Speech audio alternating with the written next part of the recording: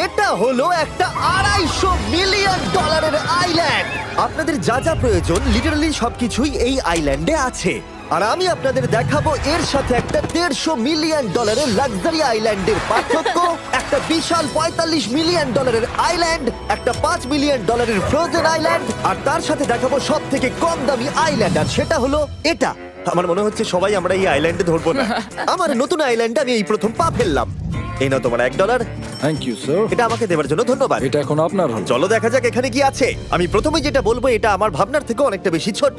যখন তুমি $1 দেবে তখন একটা ইটের স্তূপ পাবে, একটা পুরনো আমি টয়লেট, বাথরুম খুঁজে পেয়ে আর গেছি। অনেকগুলো কাঠের পোল পাবে। এখানে তো চারিদিকে অনেক পোল রয়েছে। এগুলোকে আসলে পাইলেন্সি চলো বলা হয়। এগুলোর বোর্ড বানিয়ে এখান থেকে আর যাই। যেরকমটা তোমরা দেখছো এখানে আসলে কিছুই নেই, তাই আমি এখন এটাকে উড়িয়ে দেব। কিন্তু পরে আমরা এই ভিডিওতে যাব একটা $150 মিলিয়ন আইল্যান্ডে আর একটা $250 মিলিয়ন সুপার আইল্যান্ডে। কিন্তু